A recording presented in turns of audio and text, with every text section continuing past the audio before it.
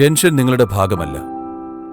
നിങ്ങൾക്ക് ടെൻഷൻ ഉണ്ടാകുകയാണ്, കാരണം നിങ്ങളുടെ മനസ്സിനെ കൈകാര്യം ചെയ്യാൻ നിങ്ങൾക്കറിയില്ല. ഇപ്പോൾ നിങ്ങളൊരു വിദ്യാർത്ഥിയാണ്. പഠിക്കുന്ന സമയത്ത് ടെൻഷനാണ്. കോളേജ് കഴിഞ്ഞ് പുറത്തു വരുമ്പോൾ നിങ്ങൾക്ക് ജോലി കിട്ടിയില്ലെങ്കിൽ അപ്പോഴും നിങ്ങൾക്ക് ടെൻഷനാണ്.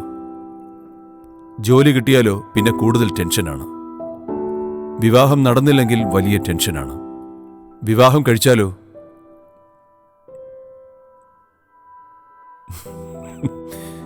ഞാനൊന്നും പറയുന്നില്ല. ടെൻഷൻ ഉണ്ടാക്കുന്ന നിങ്ങളുടെ ജോലിയോ നിങ്ങളുടെ ജീവിത സാഹചര്യങ്ങളോ അല്ല.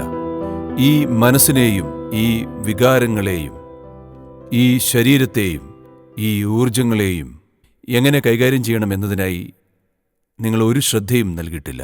ഇത്രയും സങ്കീർണമായ ഒരു സംവിധാനത്തെ നിങ്ങൾ ആകസ്മികമായാണ് കൈകാര്യം ചെയ്യുന്നത്. നിങ്ങൾ ആഗ്രഹിക്കുന്നത് പോലെ ഇത് സംഭവിച്ചാൽ നിങ്ങൾക്ക് ടെൻഷൻ ഉണ്ടാവില്ല.